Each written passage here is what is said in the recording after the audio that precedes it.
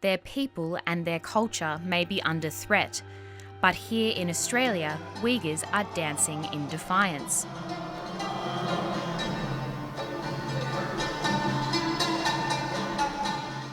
This is not your usual performance. On show here is a UNESCO-protected form of music native to Uyghurs, known as mukam. Without mukam, there is no Uyghur. To speak of the Uyghur people is to speak of mukam, and to speak of mukam is to speak of the Uyghurs. Performed for more than 1,000 years, this music is imbued with history as well as religious and cultural significance. Mukam is kind of our oral history. The customs, way of life, joys and sorrows, all kinds of experiences of the Uyghur people are all embodied in mukam. But the excitement of the performance is also tinged with sadness for those in detention or missing back home. It's every day, just. Yeah. Do you personally have family members? Yes, I do have a sister. I'm so sorry. It's very hard. Beijing has detained an estimated 1 million Uyghurs in mass internment camps and stands accused of widespread human rights abuses in Xinjiang. As you know, Chinese government, they try to erase Uyghur from the earth, from the map. They attack our culture, our tradition, our religions. So it's become our duty to keep this culture, this beautiful culture. China maintains the facilities are boarding schools or vocational centres required to prevent extremism and terrorism. Uyghurs have a unique identity. They speak the Uyghur language, written in Arabic, and their food and dress embody a melting pot of cultures and traditions from neighbouring Central Asian and Turkic populations. But alongside mass detentions, China is also clamping down on the study and practice of Uyghur culture.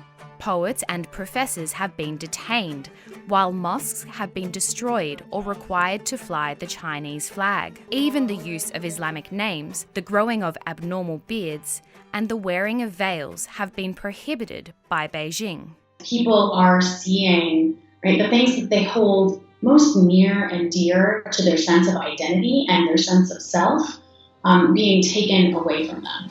It's a very personal kind of invasion of your life, but it's also something that rips away the threads that connect you to the other people around you.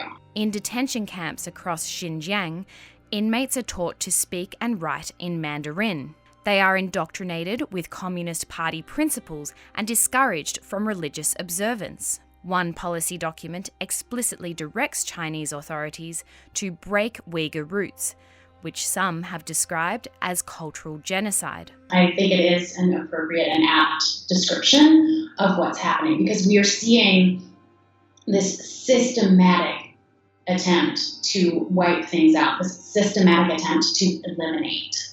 Even Uyghur cuisine and dietary customs are under attack.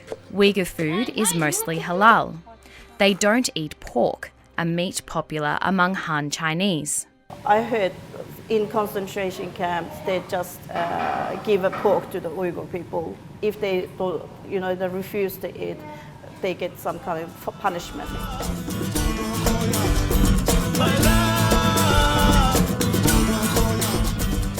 But here, Uyghur food is celebrated at a handful of restaurants across Australia. Rushan and her husband Sadiq serve up hand-pulled noodles, dumplings, homemade breads and spiced skewers.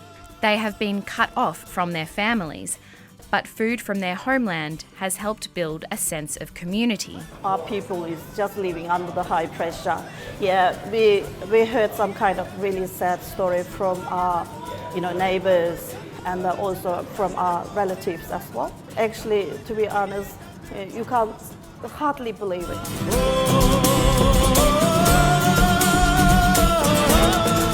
China may be trying to destroy Uyghur culture, but many are fighting hard to make sure it's not consigned to history.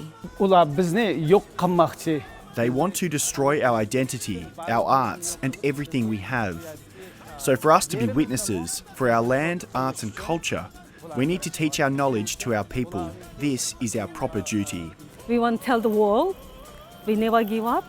We will fight until the end of our breath.